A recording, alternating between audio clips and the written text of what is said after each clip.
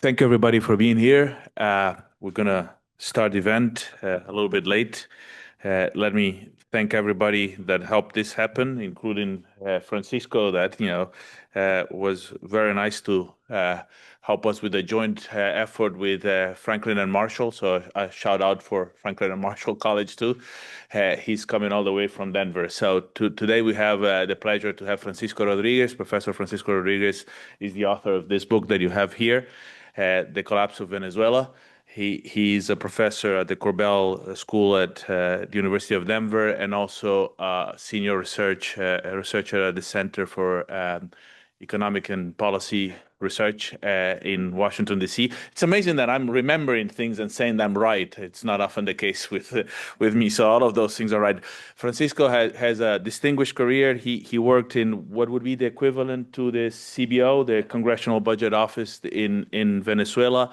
He did his PhD at Harvard, worked with Jeffrey Sachs, and has had taught in several universities, including liberal arts schools, Wesleyan, before going to Denver. So we're very lucky to have him. He's gonna give us, I suppose, a quick summary of this story that it's here, and I hope something to think about of the consequences of the recent actions of the United States and consequences for American policy, in Venezuela and perhaps the region. So, thank you, Francisco.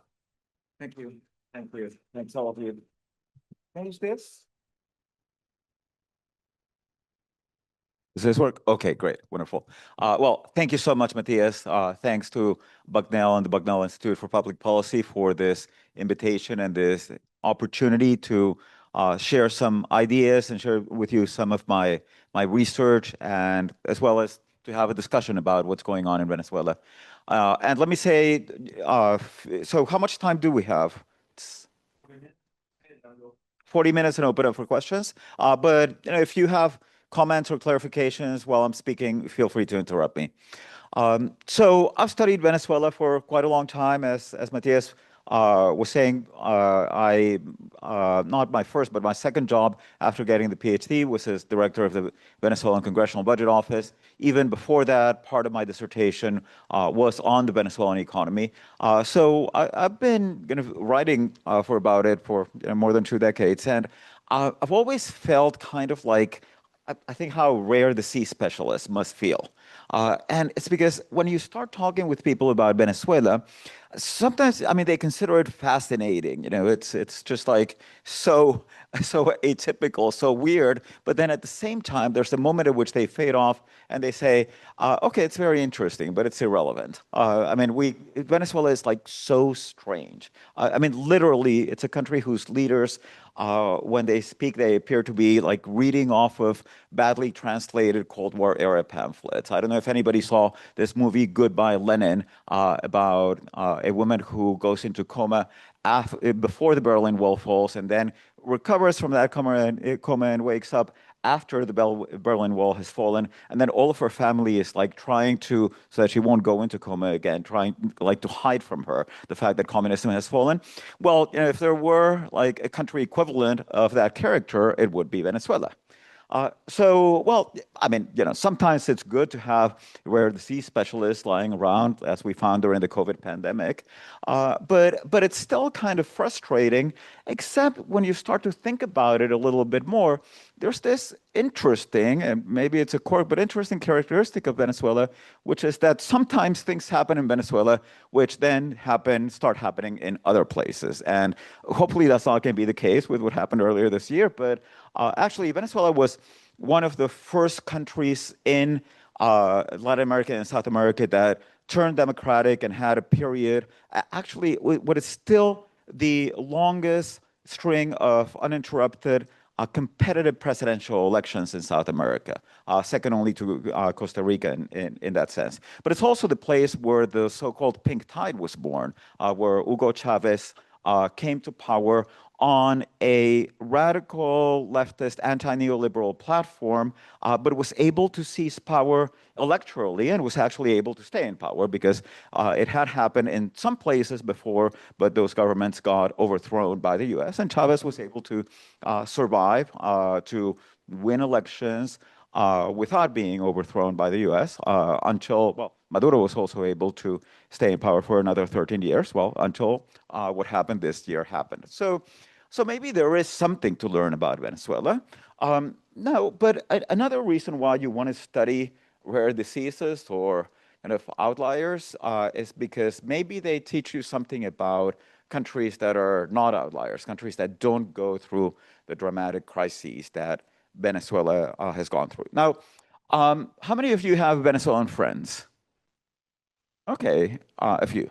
So, well, so if you know Venezuelans, then you'll know that we're used to speaking in superlatives.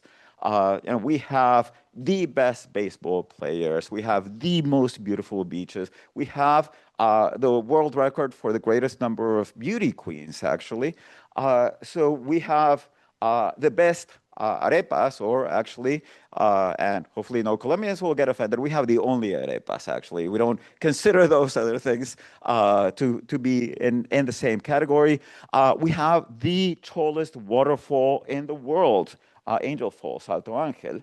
So it's only fitting then that we would have the largest ever economic collapse documented outside of wartime. It's a collapse of 71.5% of GDP.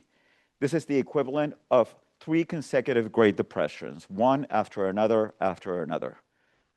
It is, well, you know, I've spent a great part of my adult life looking at this graph, and then suddenly I realized that, wow, that actually does look like Angel Falls. You know, maybe that's what we're doing. We're trying to draw it on a graph of our GDP.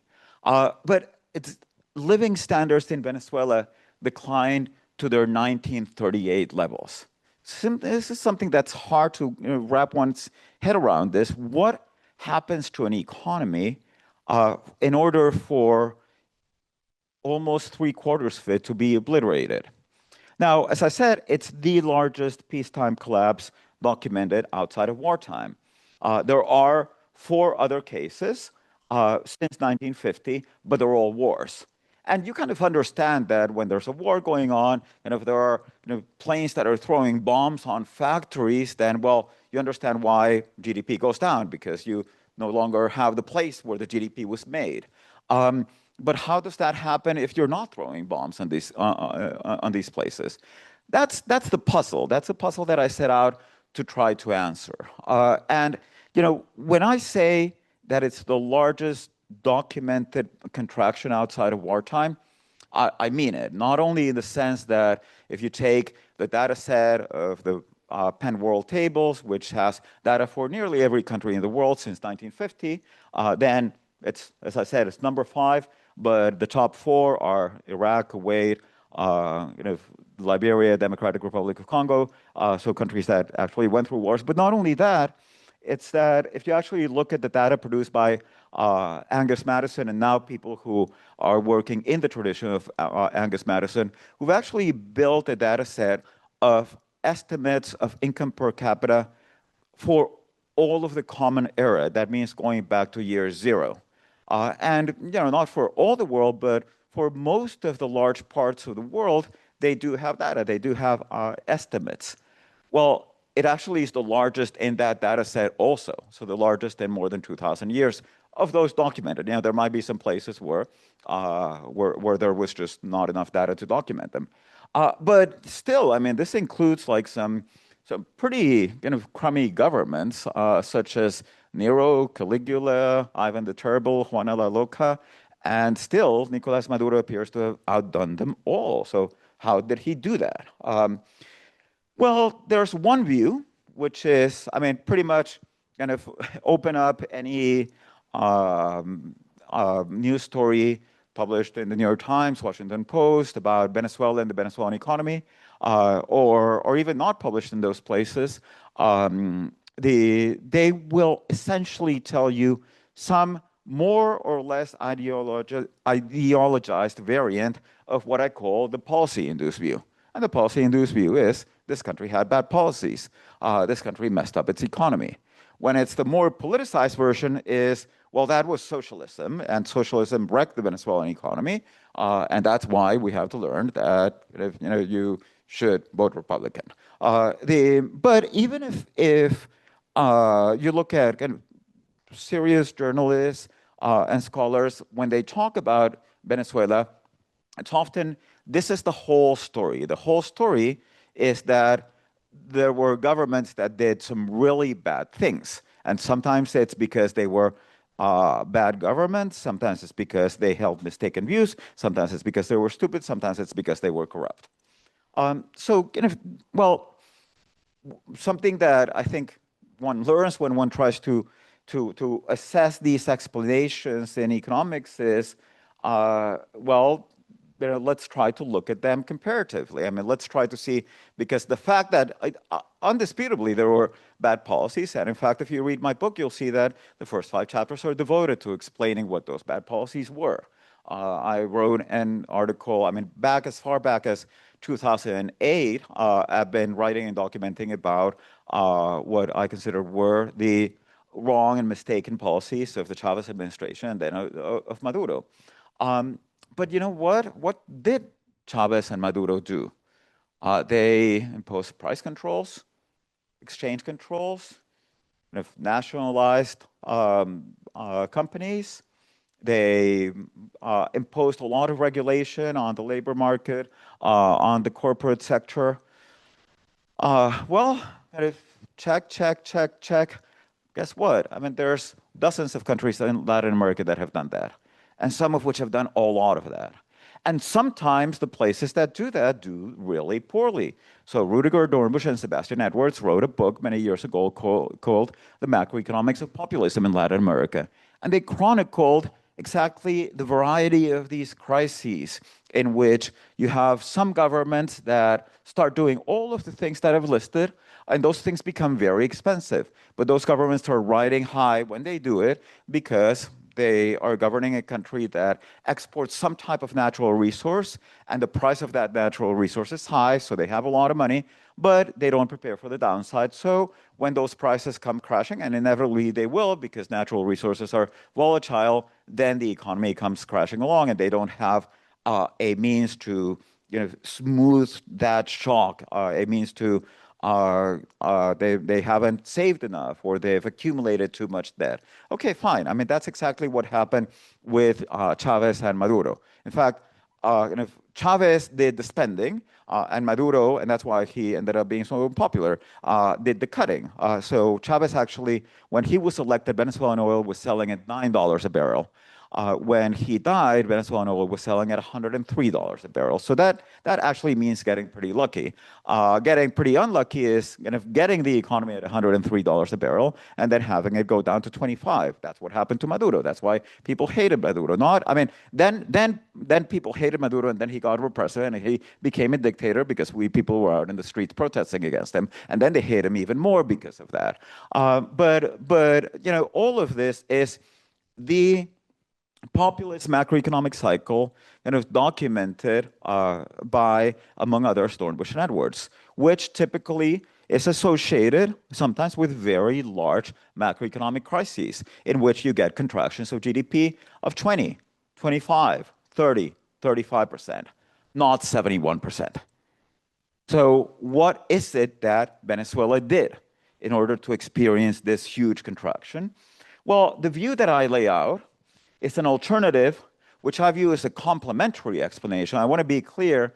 I'm not saying that policies didn't play a role. I believe that policies played an important role, but I don't think that you can understand Venezuela's growth collapse if you don't take into account the role of conflict, the role of political conflict.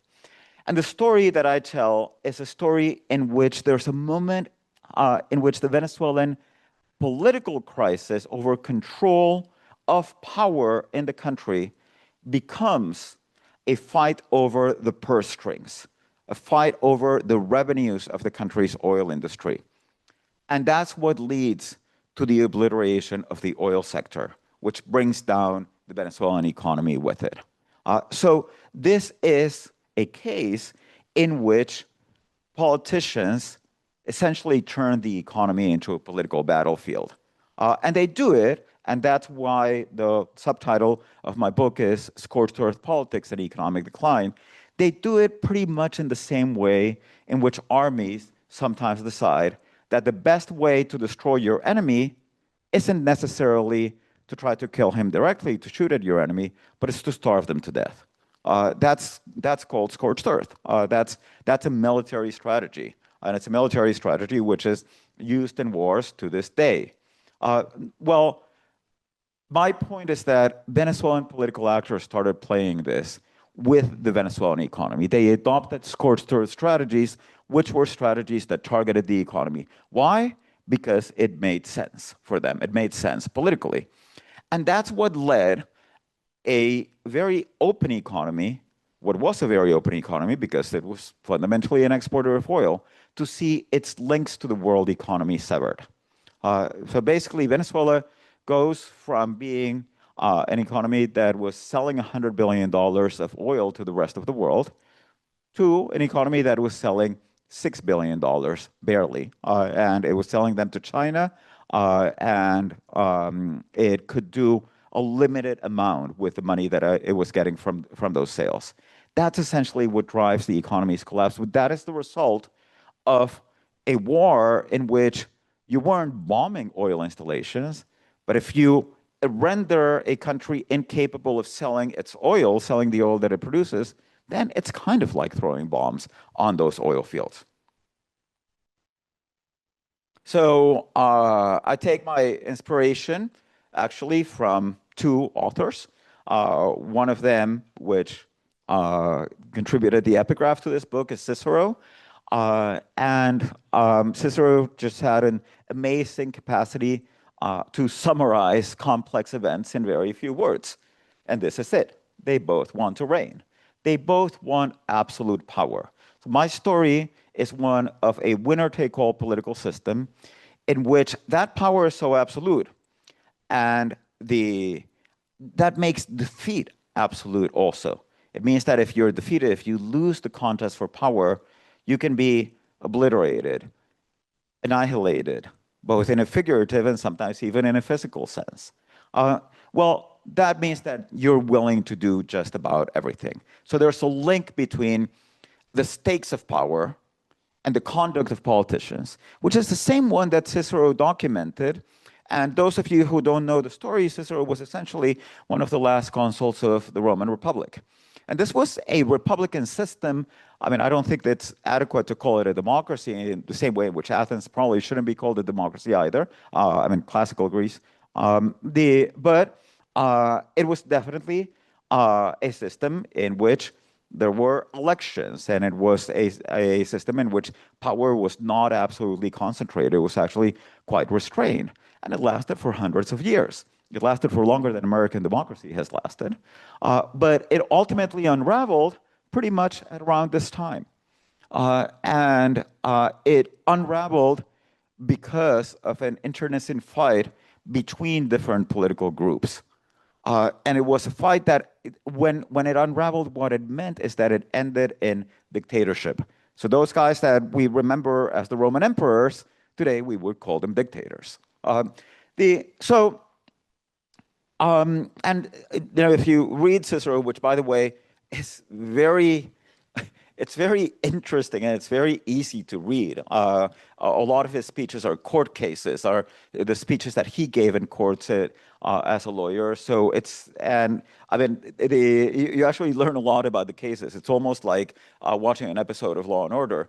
Then you'll get this sense of how this political fight started surpassing limits that it had not in another time, and how this was effectively what led to the downfall. Now, there's another source of wisdom. If you ever go to Venezuela and you go to the plains regions of Venezuela, if you get a chance to watch, there's a tradition of what we call coplas llaneras, grassland couplets. And these are the equivalent of Venezuelan cowboys who essentially will take a cuatro and will start dialoguing and discussing with each other in verse. And they improvise in verse, and this can last for hours. This is not memorized. There was a Venezuelan historian, Jose Gil Fortul, who in the 19th century went around picking up, collecting some of these couplets, and this is one that he collected. As long as there's a general, I won't even buy a calf, because in order to steal, they will, out of nothing, make war. And what I like about this is that it tells you about the incentives to create a war. It tells you about the incentives for conflict. It captures the idea that that conflict and destructive conflict can be politically beneficial. And that's the story that I'm trying to tell. So a bit about the idea of scorched earth politics. Now, governments do inefficient things. I mean, governments do things that kind of don't always make sense. And there's a huge literature associated with that. In economics or in neoclassical economics, we would say that it goes back to a Virginia school, James Buchanan, to a Chicago school of George Stigler, and then that evolves into kind of modern political economy. I'm not even going to get into, of course, kind of the classical political economy and Marxian approaches, but there's a reason why that classical approach is often referred to as political economy in itself, because there was no sense in which politics and economics were separable. I mean, the idea that economics and politics should be studied in different departments is actually an idea that comes out of marginalist neoclassical economics. But in any case, in this tradition, we do find many explanations for why governments do inefficient things. But there's a limit to how destructive governments get. And the best way that I like to tell this story is by referring to a paper by Mansour Olson, who I had the great privilege to meet, although just for a short time when I was at University of Maryland. And he had this idea of the formation of states as essentially, well, in the way in which sometimes we economists think about these issues, which I think can be, in some cases, very illuminating. Just it's almost it's almost this original state type of thinking. If there weren't states, if states did not exist, how would they emerge? And then Mansour Olson said, well, if states did not exist, nobody would protect property. And, well, if nobody protects property, some people are going to try to take property from others. So there are going to be bandits. These bandits are going to pick up some weapons, and they're going to steal the property of other people.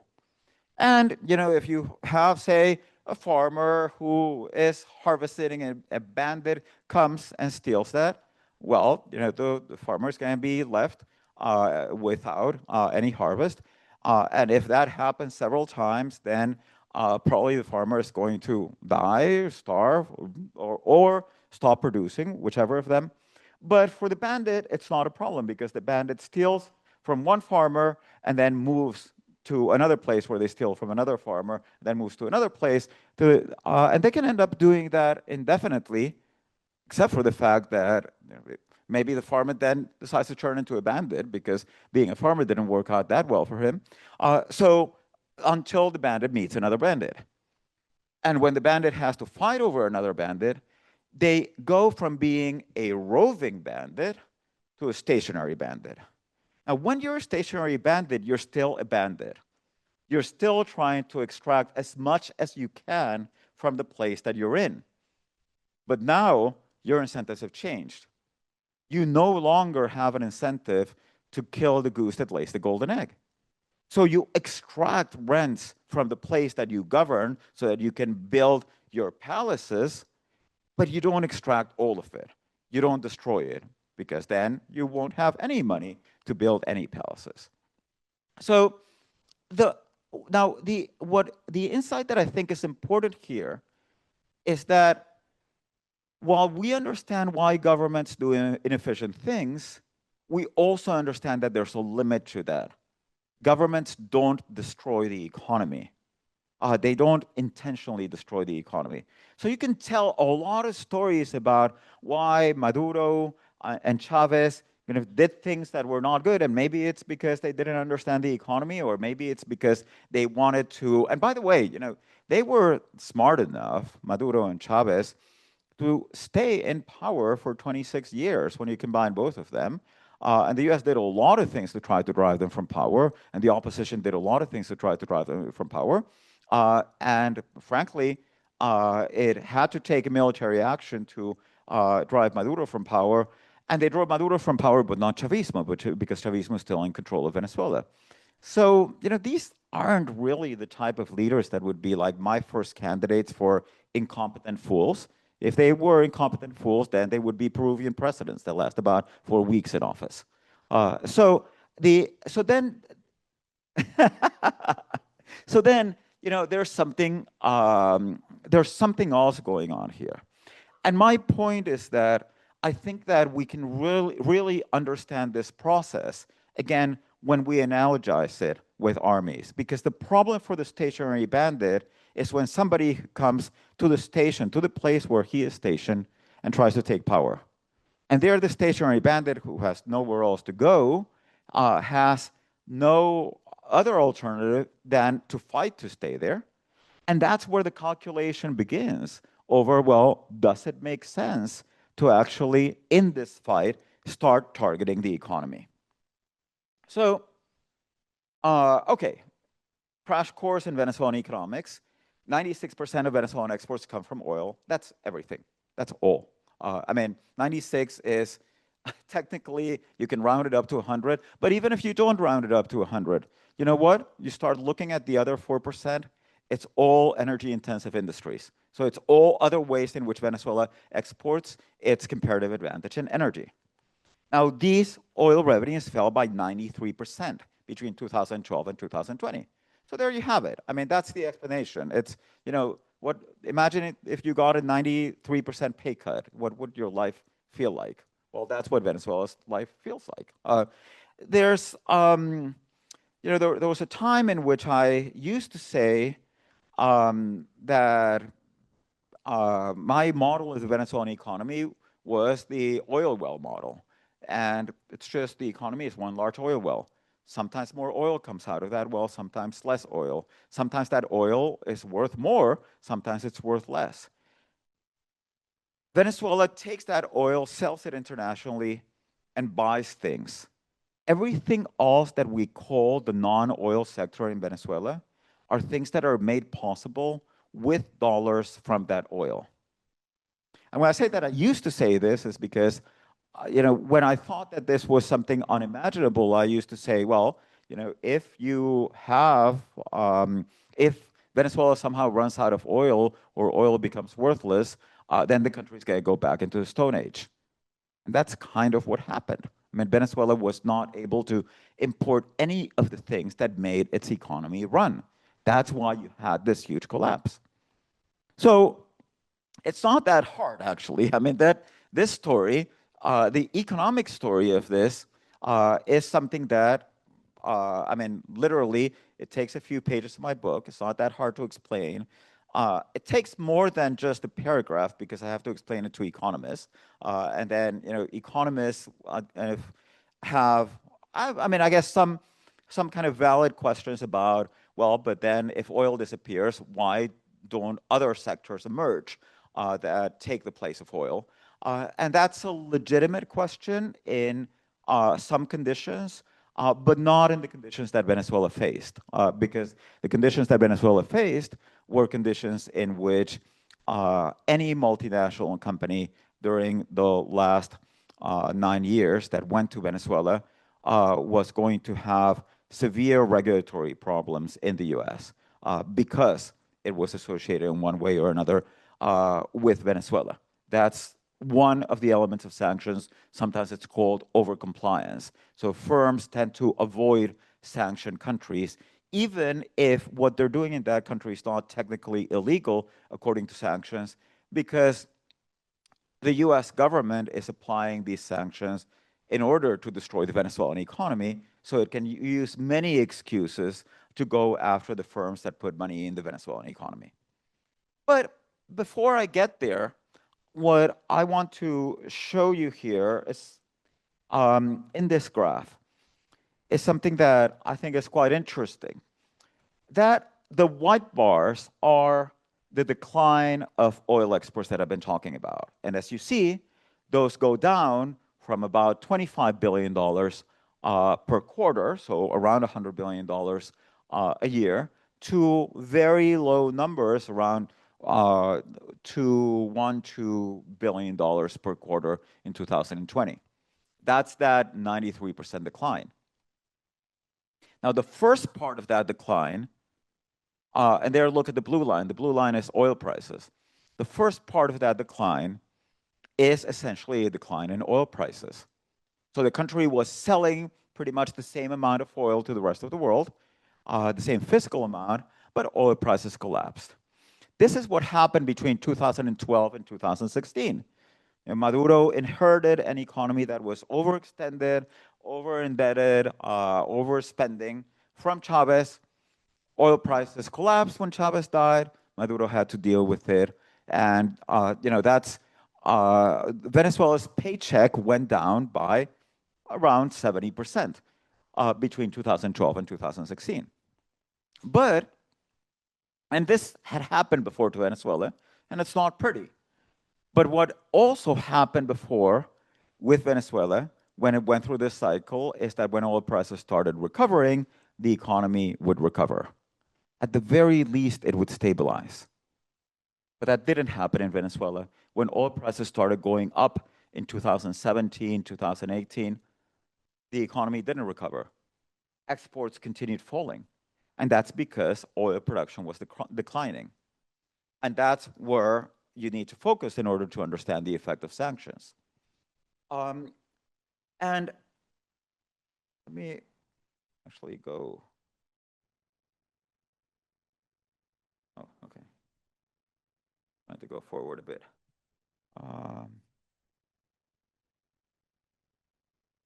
Okay, so let me.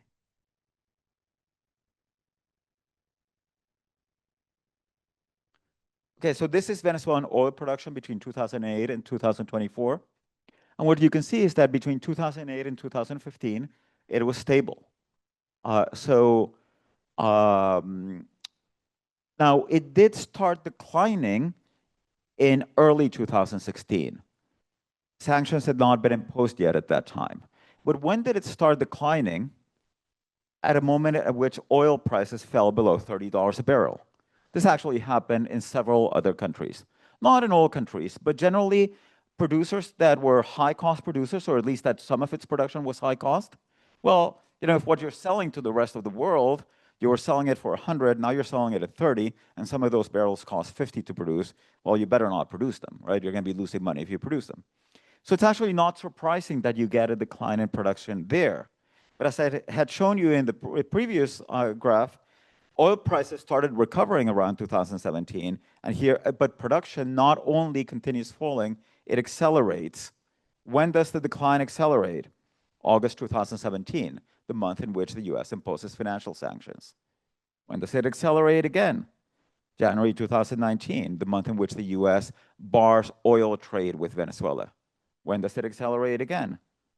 February 2020, the moment at which the US imposes sanctions on non-US firms that were helping sell Venezuelan oil outside of the US.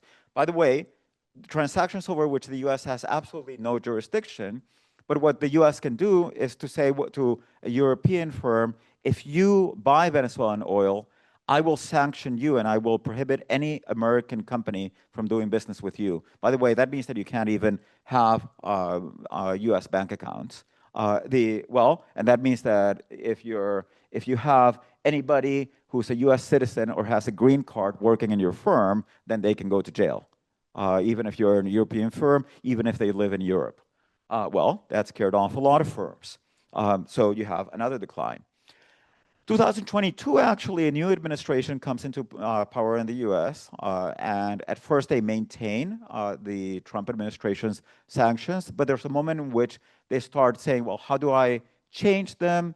They convinced the opposition and government to be involved in some negotiations. They have some type of political agreement, and they give a license to Chevron, which is the only American oil company that has production ownership in Venezuela. And once they do that, oil production starts increasing.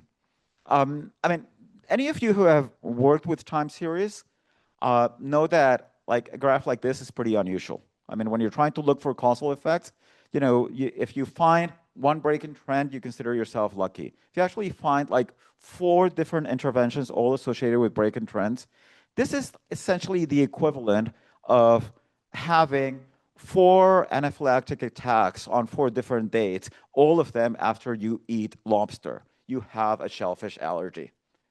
So now, however, and you know, I don't have time to explain all of the research that I've done on this, and it's discussed at length in my book and in several papers that are published. But for example, I've looked at firms in Venezuela's Orinoco Basin, joint ventures between the state-owned oil company and foreign partners, and distinguished between those that had access to finance, as shown by the fact that they had been able to sign financing deals before the financial sanctions. The financial sanctions closed access to finance.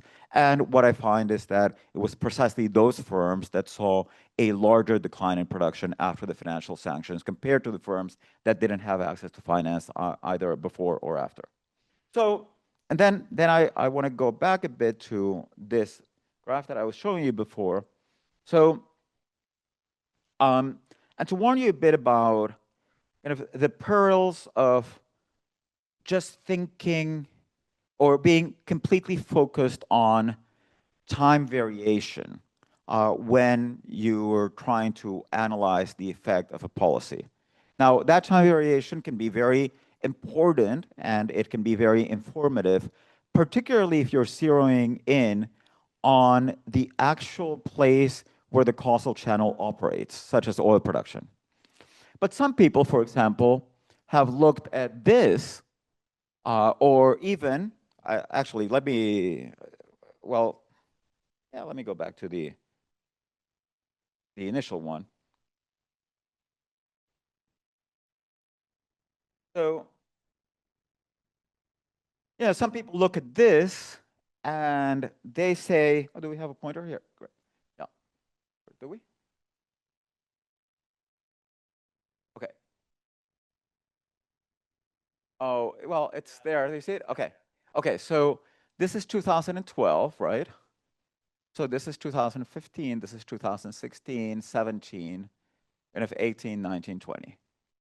So there's people who look at this graph and say, well, you know, sanctions were imposed here, 2017. You know, that means that the crisis began before the sanctions.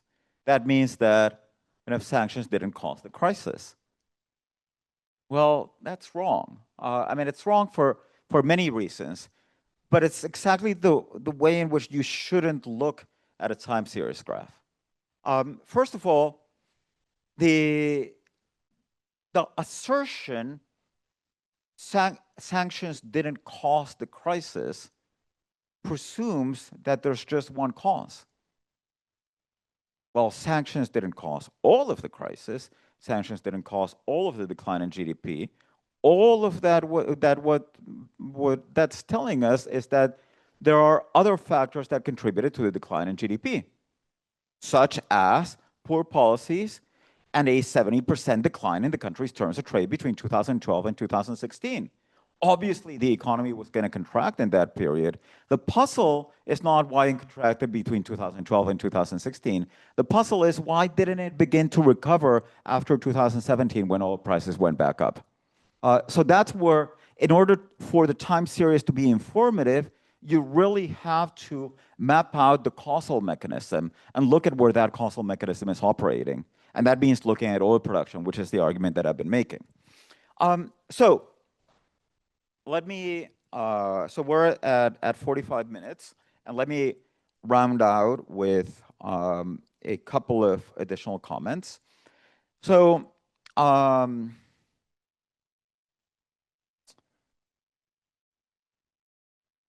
First of all, I want to emphasize that that scorched earth politics was something that both sides were doing.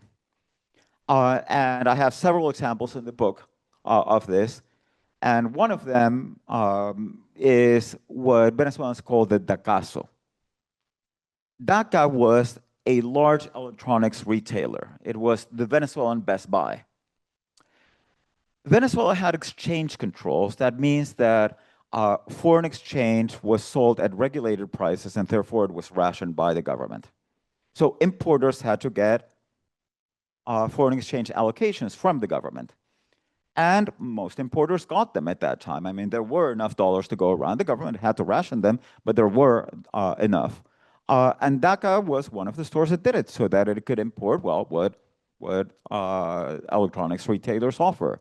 Kind of TVs, stereos, dishwashers, refrigerators, and all of those things that you can find at Best Buy.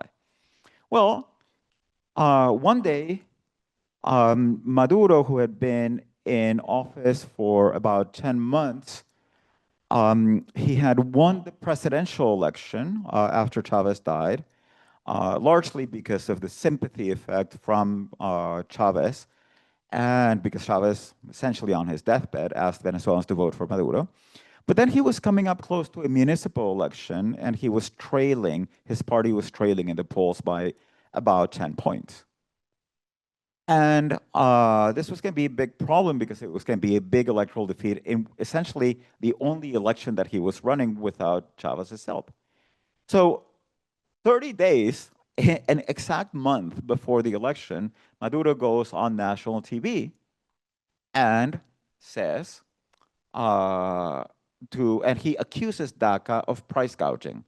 He accuses DACA of taking subsidized foreign exchange from the government and not passing it on to consumers, but selling these products at inflated prices.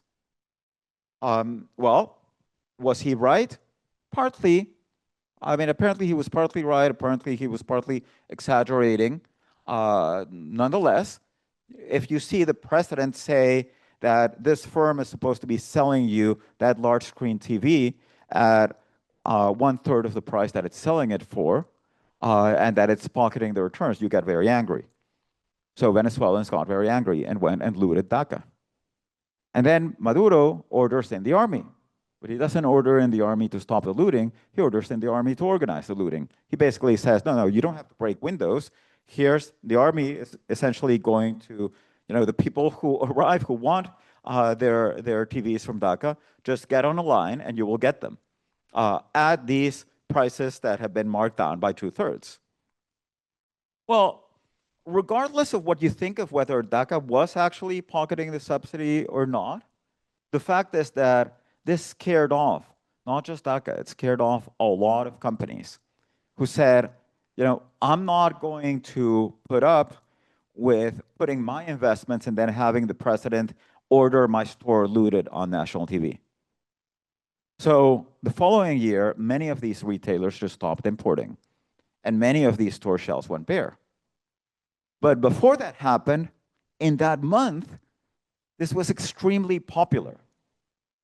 And it led to an increase in Maduro's ratings in the polls, which led the government party to win the elections.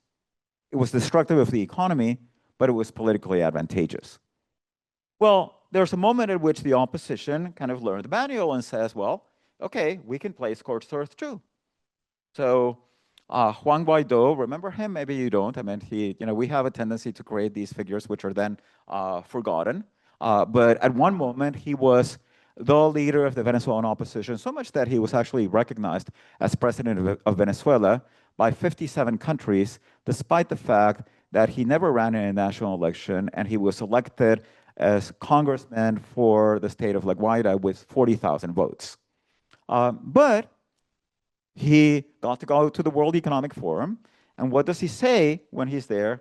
We can't do it alone. We faced an international criminal conglomerate. Today, we need your help.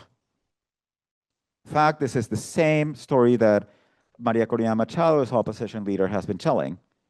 And she, maybe because of the work that Guaido did originally, she actually got to convince the US government that a lot of this was true, or at least that this was a very convenient story to justify intervention in Venezuela. And in the midst of that, we didn't just have sanctions. I mean, we had sanctions during the period that I discuss in my book. But what we've seen in 2025, and by the way, I basically had to in 2024, I had to stop my book from going to print so that I could talk about everything that had happened in 2024. I probably would have wanted to do the same thing this year, but the book was already printed, so I'll have to write another one. But when President Trump says Venezuelans belong to the Tren de Aragua, a criminal gang, and we're going to invoke an 18th century law to treat them as enemy combatants.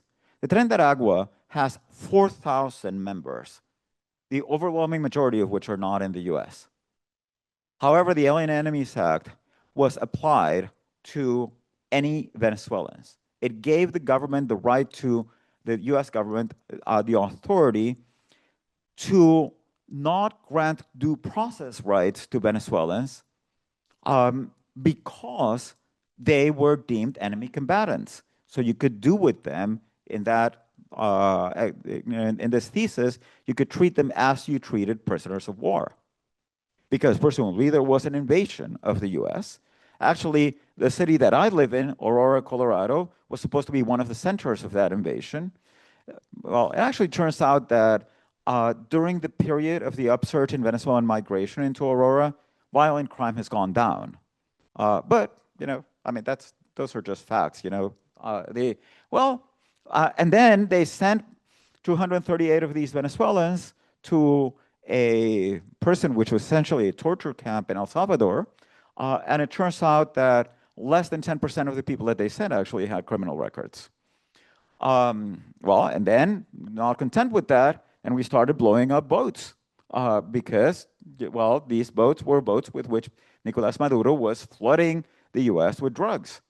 Except for the fact that each of those boats would have had to reload gasoline to refuel 20 times in order to get to the US, and then somehow magically end up on the Pacific coast. And then ultimately we had in December the naval blockade, which was sold by President Trump as a blockade of sanctioned oil. Wow, so could Venezuela export non-sanctioned oil? Well, guess what? The only non-sanctioned oil was the oil that was being exported by Chevron under a deal that guaranteed that not one dime of that money was going to Venezuela. So yes, I mean, Venezuela could export oil, it could export non-sanctioned oil as long as it was giving it away to the US. So the point that I want to make is that all of this is scorched earth politics, taken to an even higher power. So the idea was, let's destroy the Venezuelan economy. Let's destroy even the Venezuelan economy outside of the country, the livelihoods of migrants, because we need this in order to win the contest. So much so, and this is something that I think is remarkable about what happened this year, that ultimately the Venezuelans who were advocating for this, they told Trump this story. They got to Trump, and Trump said, I really like the story. I like the story. I mean, you have a criminal thug, an evil guy. I can take him out. I can say that he's flooding the US with criminals because he's emptied Venezuela's prisons and insane asylums. By the way, Venezuelan prisons are as crowded as they have always been. There's no evidence that any of this happened. And that he's flooding the US with drugs. Well, actually, 8% of the drugs that come out of South America come through Venezuela. It's not a major, and most of them don't go to the US. But Trump essentially said, yeah, I like the story. I mean, this is good. I can take out this evil guy and I can seize control of Venezuela. And then the opposition was like, oh, no, but then you give control to us. And then Trump says, no, why? Why am I going to give control to you? That's not part of the deal. I have no reason to do it. So you have, and to go back to Guaido's speech, you essentially have an opposition that devoted its energies to doing two things. One of them is building support in the U.S. with the thesis that the way in which they could be successful was getting getting the U.S. to drive Maduro out, but didn't build an effective base of governance in Venezuela. Didn't build alliances. Didn't make inroads into the military. They decided that they weren't going to run for mayoral posts, governorships, all of those things, because they weren't going to, quote unquote, accept the crumbs that the dictatorship left them. So when the US looks at them, says, you guys can't govern this country. So that's when Trump decides that he's going to govern the country with Chavismo. So full circle, then the US now is actually proudly proclaiming that the Venezuelan economy is going to recover and that oil production is going to go up and that this is going to be very good for Venezuelans. Well, yes, all of that is true because the US is reverting the sanctions that it imposed in part to help destroy the Venezuelan economy. So let me close there and take your questions and comments.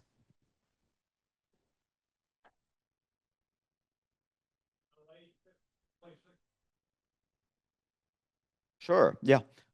So there's actually two Venezuelan precedents. One of them is for, as you say, the transition that I lay out there, although I didn't discuss those last bullet points, but let me first point to another one, which is 1908. It's a government of Cipriano Castro. Actually, it's the one president, the last country to be blockaded, to suffer a naval blockade in Latin America, or naval blockade that effectively targeted its economy, before Venezuela 2026 was Venezuela 1902 under Cipriano Castro. Well, Cipriano Castro actually, he didn't pay his debts, which was a problem. So the Germans and the Italians and the British sent warships to Venezuela to try to collect that debt. And then the US actually got very angry, and the US got very angry, and this led to what's known as the Roosevelt corollary to the Monroe Doctrine, because the US said, hey, you Europeans, you don't blockade countries in our hemisphere. We blockade countries in our hemisphere. You have no right to do that. But Cipriano Castro completely antagonized kind of domestic and international capitalists. So he ultimately annoyed so many people so much that one day he leaves the country because he was actually sick. He went to seek treatment out of the country, and his vice president decides that he's not going to let Cipriano Castro back in. Sound familiar? Well, and it turns out that his vice president actually said Cipriano Castro is the legitimate president of Venezuela. That was the vice president Juan Vicente Gomez in 1908 who was saying that. It's also Vice President Delcy Rodríguez who's saying that Nicolás Maduro is the legitimate president of Venezuela. But you know what? Gomez said, it won't contribute to Venezuelan stability if I let him back in. So even though he's the president, I hold power because I'm the president in charge. I won't let him back in. And then Juan Vicente Gomez proceeded to sign deals with American companies. And that was the large period of upsurge in Venezuela's oil industry.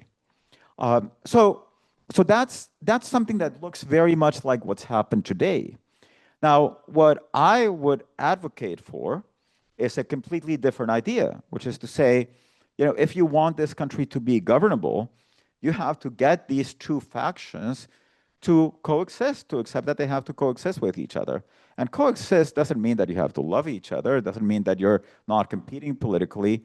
It does mean that you kind of agree to, at the very least, not to destroy the economy in your struggle for power. And you agree that there are limits on what you can do in that fight for power.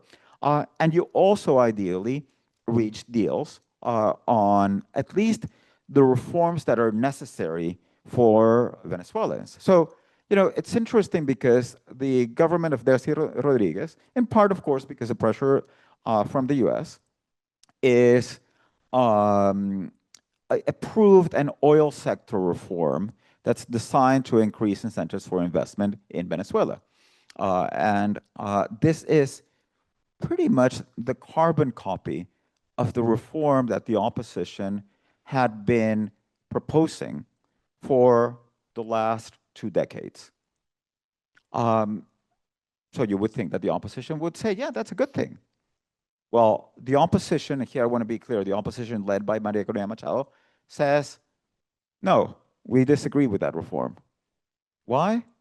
Because the National Assembly that's approving that reform was not legitimately elected. So that reform is not valid.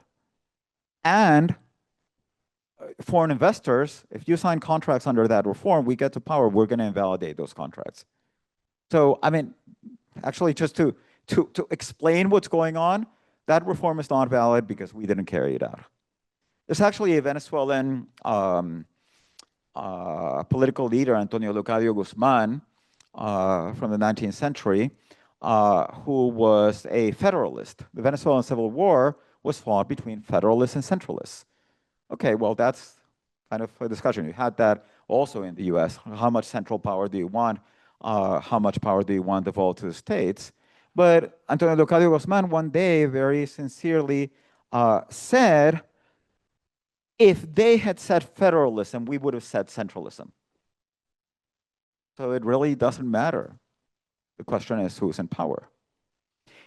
Venezuelan political parties were able to solve this deal with the Punto Fijo agreement.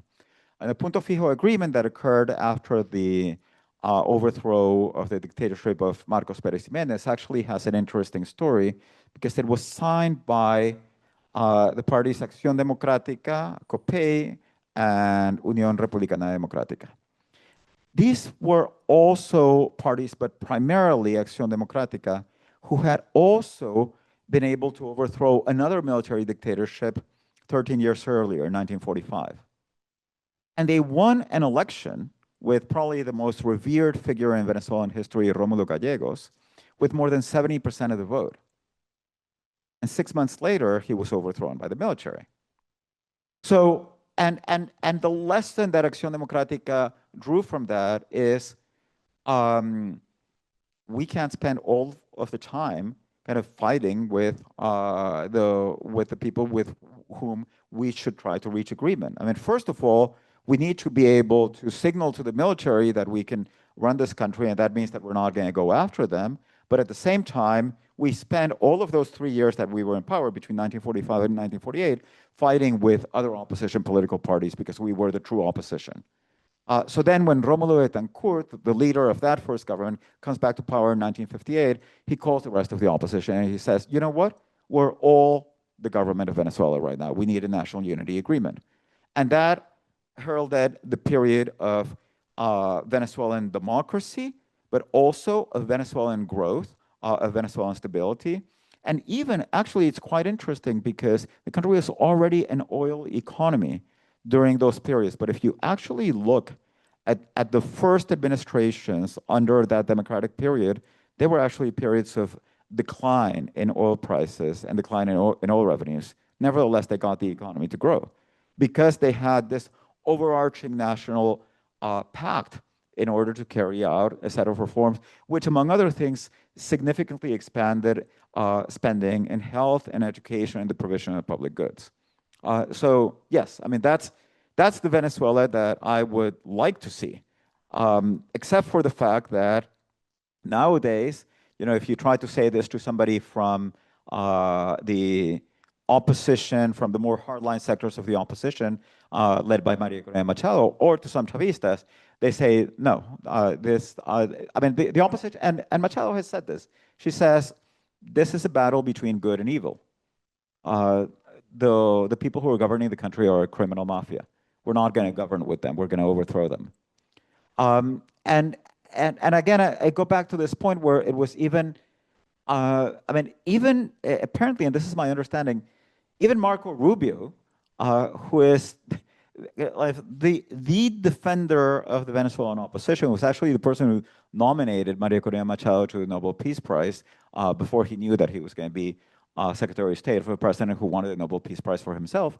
But even Marco Rubio essentially ended up convinced that the Venezuelan opposition couldn't run the country in the sense that, and this was the big fear. The big fear is this is going to be Iraq, like Iraq after the overthrow of Saddam Hussein, or even worse, this is going to be Afghanistan.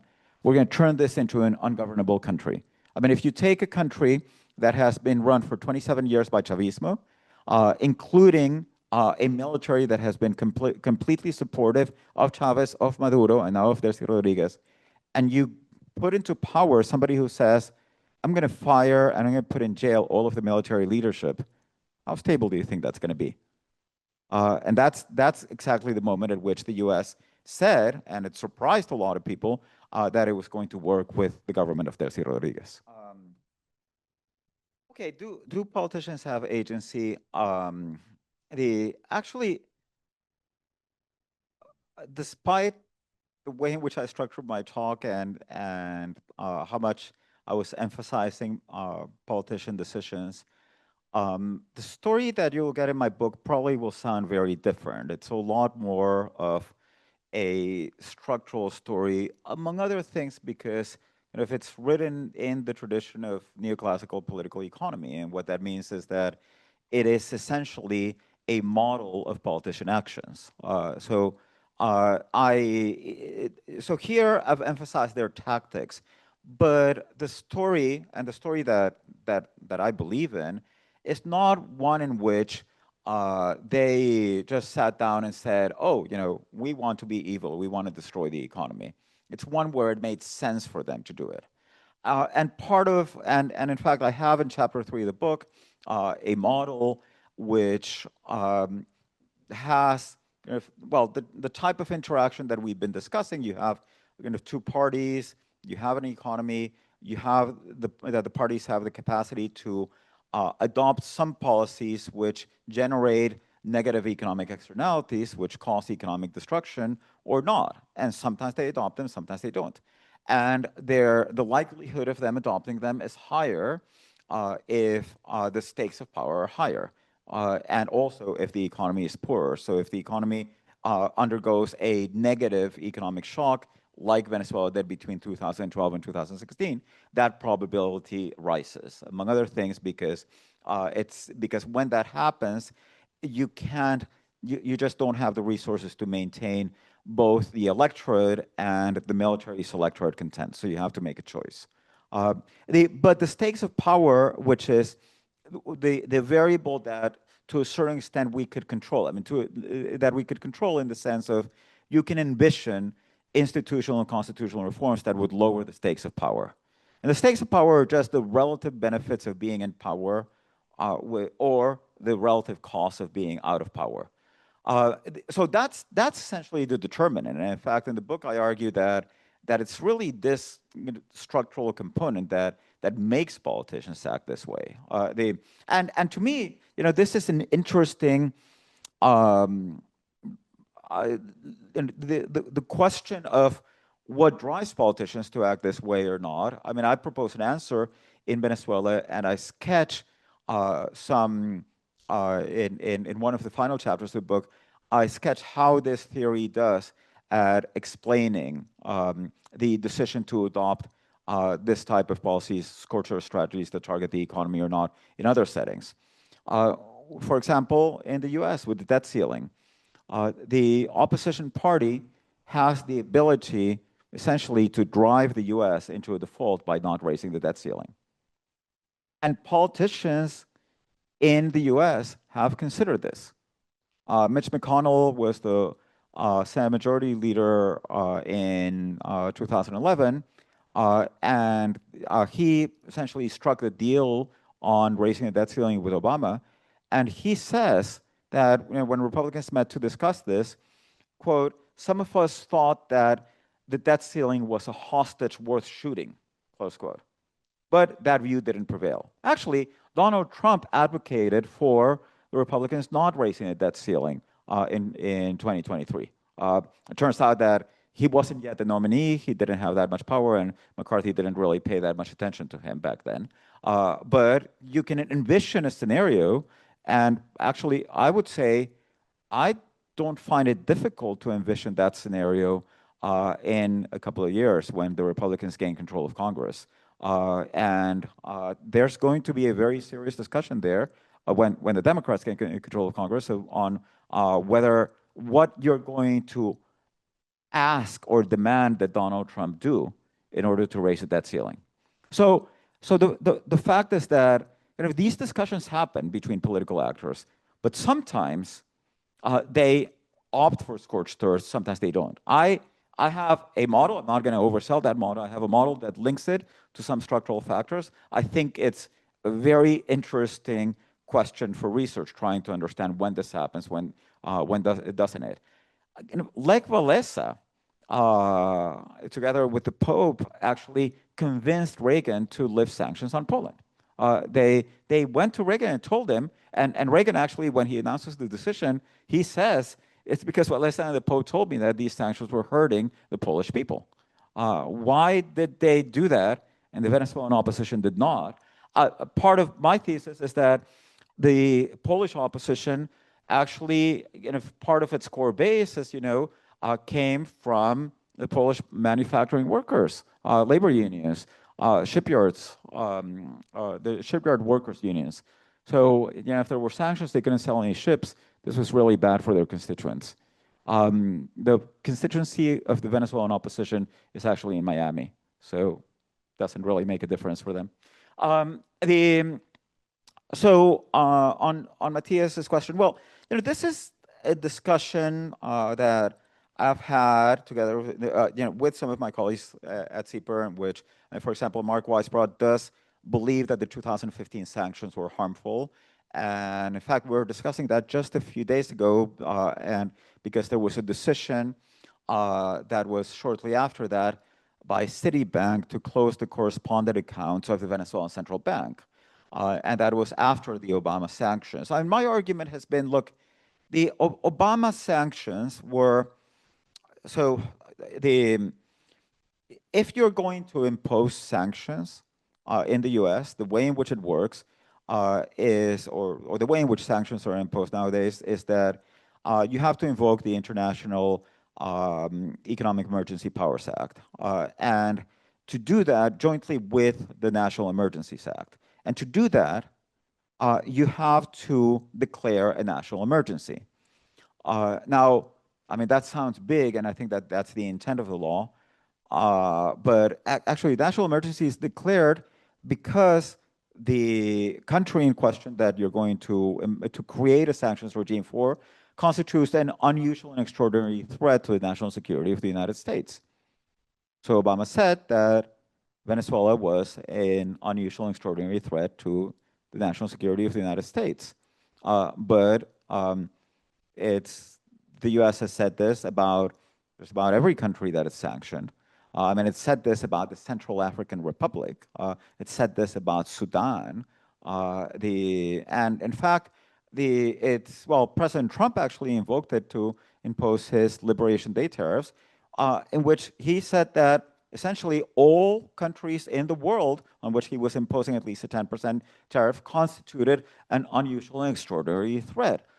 And I think there the word unusual is kind of strange because it's like everybody, every single country, including the island with the penguins, right? Yeah, so those were also an unusual and extraordinary threat. But even though there was the creation of a sanctions regime, Obama actually just sanctioned 5 officials from the Venezuelan government. So you create the regime allows you to block transactions, which is you prohibit any US person from carrying out a transaction that involves a sanctioned person or entity. These are called specially designated nationals. So they did that to 5 persons, and like none of them was a government minister. I mean, they weren't high-ranking officials. They were essentially officials that were involved in the control of the 2014 protests. So my argument has been, look, I think that this is really minor, but when Trump came in and said, well, we're going to sanction the vice president. We're going to sanction the CFO of PDVSA. We're going to bar lending to Venezuela or PDVSA. We're going to bar oil purchases. Then that's big. I would say I understand the argument that these initial sanctions had a toxifying effect. I mean, just saying, this country is an unusual, extraordinary threat means that companies are going to have, I had this when I worked at Bank of America at the time, and I remember that around, it's conventional around the IMF World Bank meetings that a lot of foreign officials go to try to organize meetings with those foreign officials. And I wanted to organize meetings with Venezuelan officials, and I was told, no, that's a sanctioned country. You can't do that. So I get that there's a point to that. There's a question of how big that was, but what I would say is then, I mean, you can view my, at least in that light, you can view some of my estimates as lower bounds. That effect might also be there. It might have contributed. But definitely, what came later, the 2017 financial sanctions and the 2019 and 2020 oil primary and secondary sanctions were big. The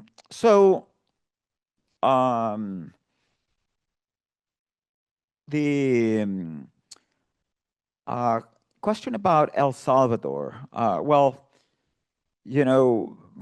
we may have a natural experiment in Venezuela. Actually, it's going to be interesting. We're going to have, Venezuela is going to grow, in my view, Venezuela is going to grow very rapidly. It's going to grow very rapidly with the support of the U.S. But it's going to grow very rapidly, even just because the U.S. has lifted sanctions on it. It's interesting when you point to El Salvador. So many of you have probably heard that Maduro is a criminal. By the way, for those of you who haven't read the introduction to my book, and I don't expect many of you, but you, Matthias, did, well, you'll know that an old friend. Yes, so I was the chief economist of the Venezuelan Congressional Budget Office until Nicolas Maduro decided to fire me. So I mean, there's no love lost there, but and I think that he did some very bad things, and I think that he's a very bad guy. Now, you've probably heard that Maduro has been accused, or he's being investigated technically by the International Criminal Court prosecutor, but also there's a report from a UN fact-finding mission that has found evidence that Maduro, or at least evidence to suggest that Maduro should be investigated for committing crimes against humanity in Venezuela. So you think about Venezuela as a dictatorship, an evil dictatorship, and you say, well, yeah, I mean, you have this evil dictator who is like persecuting the opposition and throwing the opposition in jail and kind of torturing people from the opposition. And in fact, those things have happened. There are political prisoners. Some of them have been tortured. Some others have not. I mean, Leopoldo Lopez was in jail for many years. He has yet to relate any episode of alleged torture or mistreatment. So there are different cases. But if you actually look at the findings of the fact-finding mission on Venezuela, and you start looking at the crimes against humanity that it alleges that were committed by the Maduro regime, with I think reasonably good evidence, they are the centerpiece of that argument is a set of extrajudicial executions carried out by the FAES. The FAES are special forces that were created by Maduro to fight against Venezuelan criminals. So basically, Maduro took essentially the same position with respect to crime that Bukele took. It was this tough on crime approach, just give the police all the right to kill criminals and give them the order to kill criminals and actually pay them for how many criminals they kill or how many people who they claim are criminals they killed. And guess what? Crime went down in Venezuela as a result of that, just as it did in El Salvador. I don't know if it's a result of that. It went down. I mean, Maduro did this, crime went down in Venezuela. Well, Bukele gets the red carpet thrown for him when he visits the U.S. Maduro gets sent to a Brooklyn jail for committing the same exact type of crimes, which are heinous crimes. I agree. So now, interestingly, you have a government, the government of Delcy Rodriguez now, who continues to have that approach, or at least hasn't changed it with respect to, if you can call it law enforcement, but who now has the support of the U.S. I think that's, I would not be surprised if 2 years from now you have elections in Venezuela and Delcy Rodriguez wins the elections. Because you're going to have a huge improvement in living standards in Venezuela. I think that, when you analyze not just opinion surveys, but focus groups, and you talk with Venezuelans, there's, as in many of these countries, there are like 3 groups of voters. There are Chavistas who believe in Chavez and Maduro. There's kind of diehard opposition who just, want them out and believe, together with Maria Corina, that Chavistas are evil and they should be kind of wiped off the face of the earth. And then you have another group which could be the majority, or at least it's enough to incline the majority towards either side, who really just care about their living conditions, and who have actually voted for Chavez, have voted for the opposition, and whose view in the past years has been, we want this over. We want this to be over. I mean, this has been very difficult for us. It's not, for them, it's not about politics, it's about their future. So I think that if you get a government in Venezuela that can turn around those prospects and people can feel optimistic about the future, then whatever government that is, I think that government's going to be very popular. China, okay, so this is interesting. China did stop lending to Venezuela, but China stopped lending to Venezuela because Venezuela stopped paying their debts to China, but they actually stopped paying their debts to China because China stopped collecting on those debts from Venezuela. So what happened is that Venezuela had loan agreements with China, and those loan agreements, which were signed by Chavez, were actually designed to renew themselves on repayment. So China never stopped that repayment process. Venezuela didn't. Venezuela didn't default on the loans from China. What happened is that in 2019, when the U.S. imposed sanctions on Venezuela, China National Petroleum Company, so the way in which the loans were designed is that the CNPC, the China National Petroleum Company, bought the oil from Venezuela, deposited the money from that in a collection account. Out of that collection account, CNDB, the China National Development Bank, would be paid. And if there was money left over there, which would depend on oil prices, it would go back to Venezuela. Or if oil prices were too low and the oil shipments were not enough to pay, then Venezuela would have to put more money in there. That mechanism actually worked up until 2019, when CNPC said, no, we're going to stop buying oil from Venezuela, and therefore no money is going to go into that collection account, because we don't want to be sanctioned, because CNPC has operations in the US that could have been sanctioned. So the oil that Venezuela is exporting to China has gone to the so-called teapot refineries, which are private sector refineries. And therefore, nothing is getting paid of the loan because it's not going through CNPC, and because the Chinese private sector is not the Chinese public sector. I mean, they don't have anything to do with this that Venezuela has with China. Could, hypothetically, China have stepped in there and said, okay, you're sanctioned, we're going to lend you money, we're going to help you out? Yes, and they didn't. So, I mean, it's in that sense that they pulled out. But, even Russia, so Russia is a bit different, and Venezuela did not technically default. The Russians restructured the loan to Venezuela, which was about $4 billion. But even Russia, Rosneft was one of the companies that got sanctioned in 2020, and they stopped buying Venezuelan oil because of their secondary sanctions, again, because this would make any operation that involved any U.S. persons impossible. So yes, I mean there's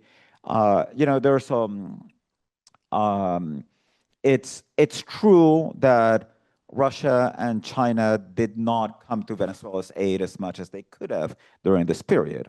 They didn't side with the U.S. either. They didn't recognize Guaido or anything like that. So yes, I mean, there's a counterfactual in which you could envision them having helped more and having rescued Maduro. And maybe if this had been happening in another hemisphere, maybe they would have done that. Of course, yeah, yep. Yeah, so that's a big question now. Where is the money going to go back to Venezuela? Now, the so at least 500 million, there may be another 300, have been disbursed to Venezuela of the oil sales done under the arrangement between Venezuela and the U.S. And this arrangement, basically, after they took Maduro, they captured Maduro and they struck their deal with the government of Francisco Rodríguez. Now the U.S. is in charge of selling Venezuelan oil. And what that means is that the oil gets sold to whoever Trump decides that it's sold to. So surprise, surprise, the first oil trading contracts were given to two companies. And one of them, a senior trader of the firm, had contributed $6 million to political action committees supporting the re-election of Trump.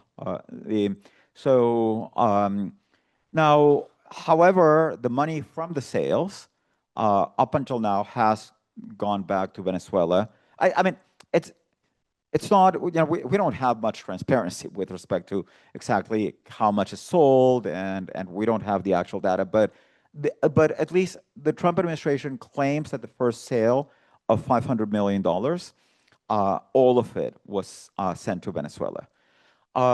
This is a question. I mean, it's actually a question. I mean, at the end, the question might be, what does Trump want to get from this? I mean, why did he do this in the first place? Because it wasn't to put the opposition in power, actually. So, and Trump has claimed so many things. I mean, he claims that it was about criminal gangs. He claims that it was about drug trafficking. Then he actually said, yeah, it's about the oil. I want to grab the oil. So maybe it is the oil.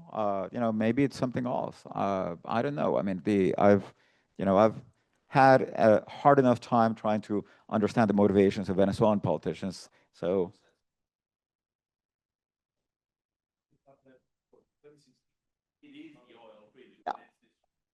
yes, and there's a thesis in which, well, I mean, first of all, the idea that if the U.S. intervenes in a country that has an endowment of natural resources, the U.S. should get paid with those natural resources. This has been Donald Trump's thinking for more than a decade. I mean, this was his criticism of Obama with Libya. Well, this is why he pulled out this idea of the minerals deal with Ukraine. So maybe it's that. And he said that. I mean, when he's talked about this, he's talked about the fact that if you put the U.S. and Venezuela together, you have more than half of the oil reserves in the world. So this is the way that he thinks about these issues. I'm going to control. It's almost like the U.S. is going to be the new OPEC then. So maybe that's his thinking. I don't know. Maybe now, I mean, there are so many hypotheses. And if you do a Google Trend search for Epstein files and Venezuela, and you'll see that on January 3rd, these trends completely changed. Epstein files went down, Venezuela went up and stayed, and it's still higher than the Epstein files, by the way. So, I mean, let me, just to say something weird out there, if you tell me that 3 months from now, we're going to have, if U.S. attorneys announce that they've reached a deal with Nicolas Maduro, and that President Trump has decided to pardon him because Maduro is going to be the star witness in the trial against Joe Biden for stealing the 2020 elections. And Maduro is going to confess that he helped Biden steal the 2020 elections. That is not a zero probability event. So, there's a lot of hypotheses here.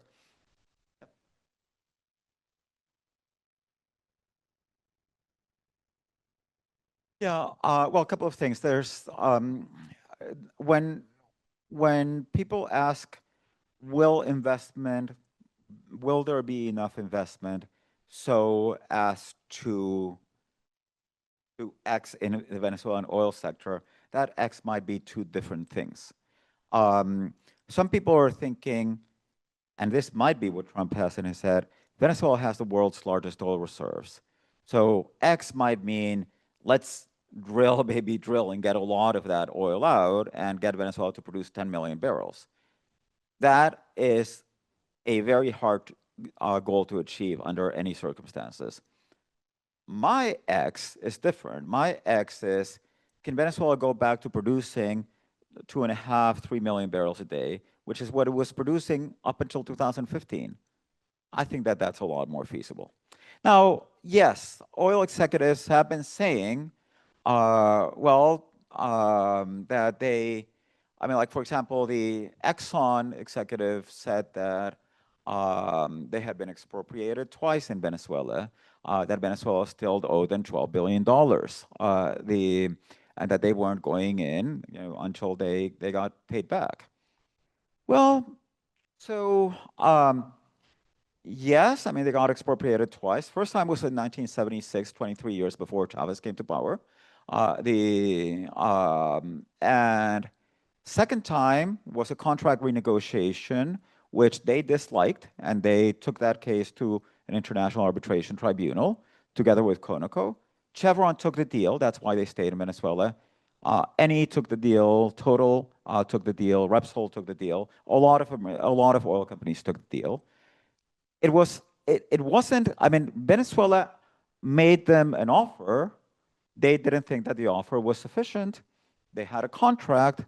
The contract specified terms to resolve that dispute, which was resolved and then Exxon took it to the World Bank Arbitration Tribunal, ICSID, and Exxon said that Venezuela owed it $12 billion for the expropriation. ICSID said, no, Venezuela owes you $1.5 billion, actually less than what Venezuela had offered Exxon at the time. So the CEO of Exxon shows up at the White House and says, no, Mr. President, we're not going back to Venezuela until they pay us the $12 billion. The $12 billion that Venezuela does not owe them, because then ICSID tribunal decided that they didn't owe them. But you have the President of the US in front of you begging you to go back into Venezuela. So what is going to happen if the President pulls CEOs of any industry into the White House and says, hey, I want you to do this? What are they going to say? They're going to say, oh, Mr. President, that's very hard. There's a lot of problems there. We're willing to work with you. The smart ones will say, we're willing to work with you. And then they'll go and, speak with the Secretary of the Treasury, and they'll speak with the Commerce Secretary, and they say, well, maybe we can work out a deal. And then, those secretaries will come up with a deal in which, for example, they can offer Export-Import Bank guarantees.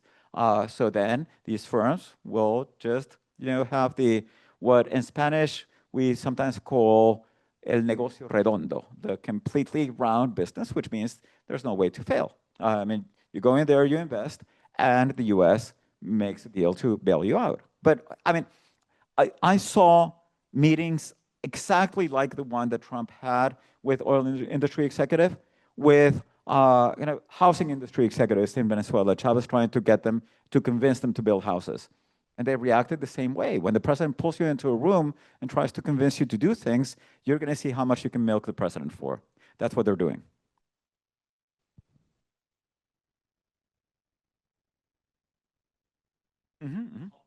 Yes, very complex. And this is the problem with us economists, that we try to simplify things. And in fact, I have a central chapter, which is a theoretical chapter, which has what ended up being a pretty hard to solve game theoretic model with two parties. And so it doesn't have three parties because it would have taken me like another year to write that. So now I can ask Claude, actually. Let me try to ask Claude. So there are kind of different actors. I mean, one of them is the international one, and it's the fact that, it's, yes, I mean, these are domestic political actors, but in the end, the one imposing sanctions was the US, right?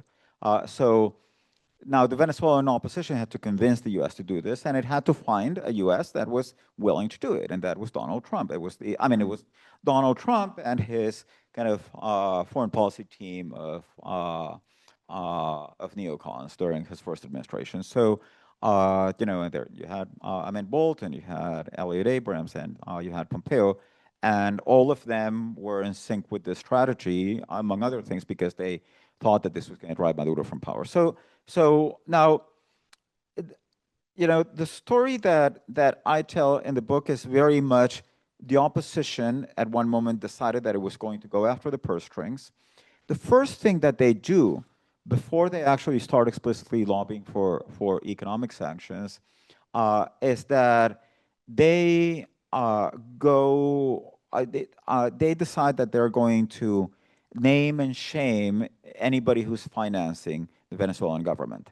And the president of the National Assembly starts sending letters to banks telling them, if you sign a deal with Venezuela, you're financing a dictatorship. We're not going to recognize those if we come to power. And then one bank, that's Goldman Sachs, decides to do it. And then, it has protests of Venezuelan, of opposition Venezuelans outside of its office, and they gained themselves the label, the hunger bonds. So this is essentially like an international campaign to lobby the U.S., but also to lobby banks, to lobby anybody who could finance Venezuela to stop giving resources. And in fact, this ultimately, more recently, has become a campaign also against companies like Chevron, who they argue are extracting or blood oil, except that now with Trump's action, now this became a much different story. But at least up until last year, that was an important part of the narrative. What I think that we've seen, or at least it has become very clear under the Trump administration, is that Trump is also playing internal politics in a lot of Latin American countries. So Cuba scholars have for a time said, the way to understand Cuba is that policy towards Cuba is not foreign policy, it's domestic policy. Now I think that's become true with policies towards Venezuela, policies towards Brazil, policies towards Colombia. So all of these are playing to voters and constituencies. And Argentina, yes, of course. Yeah. Exactly. Yeah, it's yeah,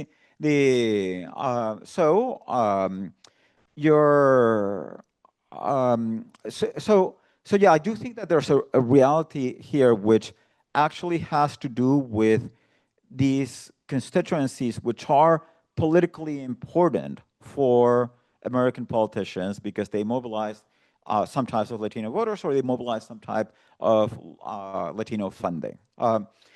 Now, then there's the issue of the different capitalist groups in Venezuela. And yes,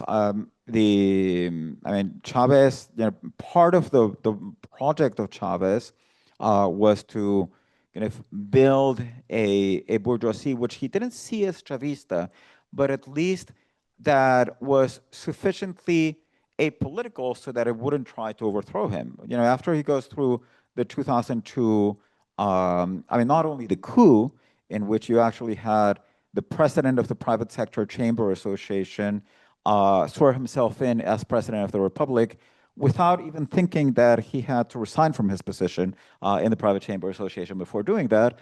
And then you have kind of the strike, the oil strike, and essentially you have all of the private sector trying to paralyze the economy to try to drive Chavez from power. So what does Chavez do? during the strike in January, he imposes exchange controls, and he says, "Oh, well, okay. I mean, you're going to try to overthrow me. You know what? I mean, you can't survive without the dollars that I control. So now I decide who gets the dollars." So yes, I mean that led to a private sector which understood that it wasn't a very good deal to kind of conspire against the government, and that maybe they should just like limit themselves to doing business in an economy that was, where there was never an attempt to really take the means of production from the capitalists, because you could just control oil. So you could coexist with those capitalists. Now, something that I think is actually remarkably interesting is that there's a moment at which those when the opposition decides that it's really going to well, I mean, during all of this period of the scorched earth strategies, when the opposition really decides we're going to go all out to try to drive Maduro from power, that was the moment at which you could have turned that private sector in favor of the opposition. And the opposition actually ended up antagonizing a lot of them. And it ended up antagonizing a lot of them because it accused them of being collaborationists. Even in something that I found quite remarkable, having worked in financial markets, was how they antagonize financial markets. And Venezuela is one of these kind of weird countries in which the right wing believes that bondholders are evil. And it does that because these bondholders presumably were the ones who financed Chavez and Maduro. So when Juan Guaido assumed the interim presidency and was recognized by the US, that gave him the power to represent Venezuela legally. And one of the things that he did is that he decided to claim that a bond issuance that had been done by Maduro in 2016 was unconstitutional. So he decided to disavow these bonds. I mean, so what Cipriano Castro had done in 1902, Juan Guaido decided to do it, and he actually spent $20 million taking this case to a New York court, and the New York court actually said, no, you don't have a case. And it ruled that the bond was validly issued according to Venezuelan law. So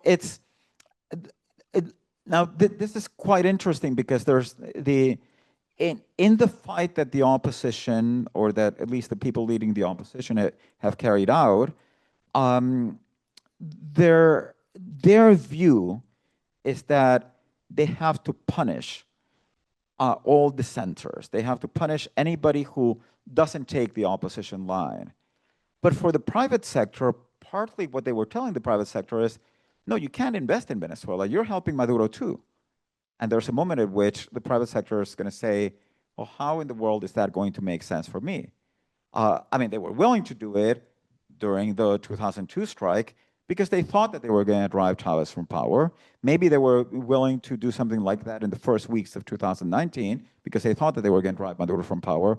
But then there's an instinctive self-preservation. And that's where it ended up being counterproductive. And it's interesting, when I went to Venezuela back in 2024, I was actually quite surprised at how many of the private sector, key industry leaders would speak very well about Delcy Rodriguez. And I actually found that quite surprising because the Delcy Rodriguez that I had known for many years before was actually kind of quite combative. I mean, the type of person who doesn't really get along well with the private sector. But she obviously learned a lot. And what I think happened is that in that kind of Chavismo, and she herself and her brother essentially said, well, okay, if the opposition is antagonizing the private sector that's here in Venezuela, we're going to appeal to them. And that appeal is part of what leads Trump to take the decision not to try to install the opposition, to not install Maria Corina Machado. I mean, their assessment, and this isn't really Trump's assessment, it's really more of the national security establishment, is the opposition has antagonized so many of the elites, the military, the bureaucracy, I mean, obviously the political leadership in the opposition, but also the business sector, that it's not going to be able to govern that country. Thank you so much. Thank you.